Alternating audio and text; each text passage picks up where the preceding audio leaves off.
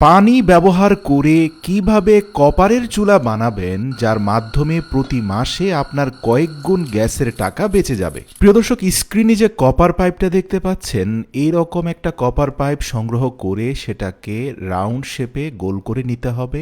মনে রাখবেন, কপার পাইপের অগ্রভাগটা আপনাকে ব্লক করে দিতে হবে যেন সেখান দিয়ে কোনো গ্যাস বের হয়ে না যায়। এরপরে পুরো পাইপটাকে 3 বার মুড়িয়ে নিয়ে যে কোনো একটা পাশে প্রতিটা রাউন্ড সার্কেলের মধ্যে 4টা করে হোল করতে হবে। সুতরাং 3টা সার্কেলে 12টা হোল হয়ে গেলে আপনাকে এই কপার পাইপটা স্থাপন করার জন্য একটা পাতলা কাঠের উপরে 4টা ক্লাম অ্যাডজাস্ট করতে হবে। প্রিয় দর্শক, স্ক্রিনে আপনারা যে ক্লামগুলোকে দেখতে পাচ্ছেন সেগুলোকে আমরা স্ক্রুর সাহায্যে কাঠের মধ্যে শক্তপোক্তভাবে লাগিয়ে দিচ্ছি। আর এই দুটো ক্লাম লাগানোর পরে অপোজিশনেও আরও 2টো ক্লাম লাগানো হয়েছে এবং এই ক্লামগুলোর মিডল পার্টে নাট সহ একটা বোল্টকে এমনভাবে লাগানো হয়েছে যার অগ্রভাগটা ভেতরের দিকে বের হয়ে আছে। মূলত এই 4টা ক্লামের 4টা স্ক্রুর মাথায় আপনাকে কপারের পাইপটা স্থাপন করতে হবে। এবার আসুন ভিডিওতে দেখানো 2টো প্লাস্টিকের বক্স নিয়ে নিন, যেগুলোকে খুব শক্তভাবে আটকে দেওয়া যায়।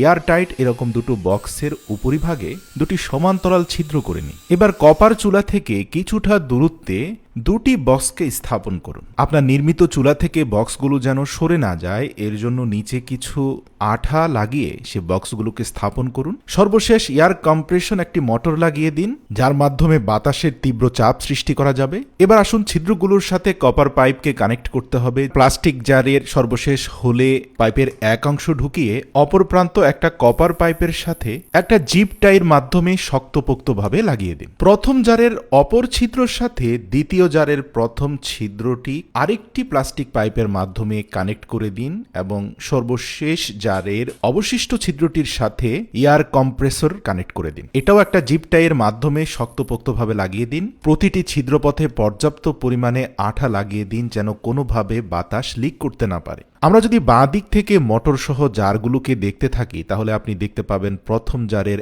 একটা পাইপ কানেক্ট রয়েছে মোটরের সাথে, দ্বিতীয় পাইপটা কানেক্ট রয়েছে প্রথম জারের সাথে, প্রথম জারের অপর পাইপটা কানেক্ট রয়েছে কপার পাইপের সাথে। এবার আসুন এই মোটরটাকে একটা ব্যাটারির সাথে কানেক্ট করাতে আমরা প্লাস মাইনাস তারগুলোকে সংযুক্ত করে দিই। পাওয়ার সোর্স হিসাবে একটা ব্যাটারি কানেক্টরও সংযুক্ত করে দেওয়া হয়েছে। এবার আসুন সর্বপ্রথম জারে আমরা 1 গ্লাস পরিমাণ বিশুদ্ধ পানি ঢালবো। তারপরে খুব মজবুতভাবে এয়ারটাইট ঢাকনাটি লাগিয়ে দিয়ে দ্বিতীয় জারের মধ্যে আমরা 1 গ্লাস পরিমাণ পেট্রোল ঢালবো। ভাবতে পারেন পেট্রোল খরচ হবে? না প্রিয় দর্শক, মূলত পানি থেকে সৃষ্ট বাতাসের মাধ্যমে এই চুলাটা জ্বলবে। তো কিভাবে চলবে দেখুন, আমরা ব্যাটারিটা কানেক্ট করা মাত্রই যখন থেকে মোটরটা ঘুরতে আরম্ভ করলো, এয়ার প্রেসার ক্রিয়েট হলো পেট্রোলের মধ্যে। পেট্রোলের বক্স থেকে বের হওয়া বাতাস গিয়ে চাপ দিল পানির বক্সে। পানির জার থেকে বের হওয়া বাতাস, যার মধ্যে 90% পানি আর 10% পেট্রোলের জ্বলিত উপাদান মিলে একটা তীব্র আগুনের স্ফুলিঙ্গ বের হচ্ছে। তো সাধারণ গ্যাসের চুলার সাথে এই চুলার পার্থক্যটা কি? এই চুলায় আপনি মাত্র